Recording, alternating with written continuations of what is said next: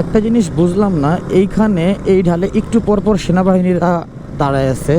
এই রাস্তাতে আপনারা কেউ ক্লাস ছাড়া করবেন না, মানে এই যে যেরকম আমারটা সেকেন্ড গিয়ারে ফালানো আছে, পায়ের ব্রেক হালকা ধরছি আমি, আর ক্লাস পুরো ছেড়ে দিছি, কারণ রিস্ক নিয়ে কোনো রকমভাবেই লাভ নাই। তো রিস্ক নেওয়া যাবে না, আমরা এখানে ঘুরতে আসছি, আমরা এখানে রিস্ক নিতে আসি নাই। একটা গাড়ি আসতেছে ওই সাইড থেকে।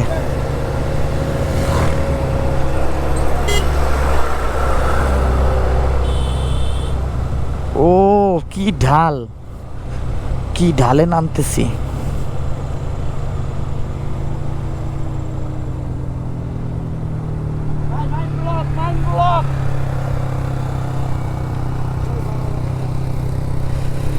এক হাত দিয়ে চালাইতেছি আর এক হাত দিয়ে ভিডিও করতেছি, মানে বুঝতেছেন কি পরিমাণে ও কি ভিউ।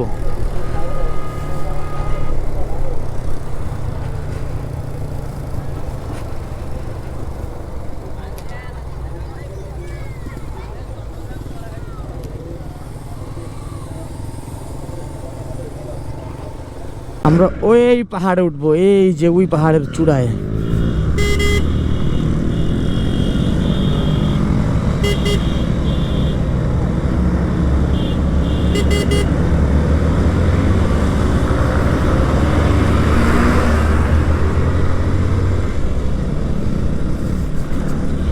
ও কোন পাহাড়ে উঠতেছি আমি, 2 নম্বর গিয়ারে উঠতেছি। মানে আমার দেখেন 2 নম্বর গিয়ার আরপিএম 7000 8000 পর্যন্ত আমি ধরে রাখি, এক গিয়ারে আরপিএম 6000 7000 পর্যন্ত আমি খাড়া পাহাড়ে ধরে রাখছি। তাহলে বুঝতেই পারতেছেন কেমন খাড়া পাহাড়। তবে সাজেক খুব এনজয়েবল একটা জায়গা, বাট খুব কেয়ারফুলি আসতে হয়, মানে একটু ভুলের কারণে অনেক বড় দুর্ঘটনা ঘটতে পারে, তার জন্য একটু কেয়ারফুল থাকা সবার জন্যই উচিত। আমরা যথেষ্ট সেফলি চলাফেরা করছি, যথেষ্ট সেফলি রাইড করতেছি এখন, আবার আল্লাহ ভরসা।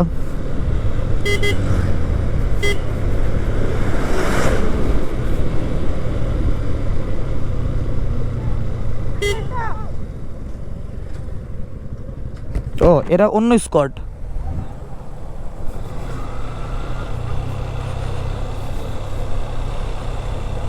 ও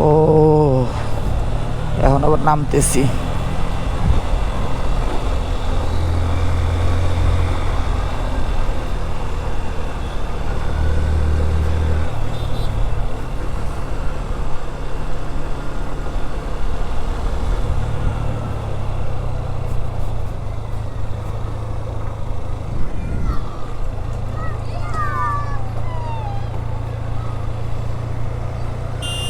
ও এখান থেকে স্কোয়াড আসতেছে।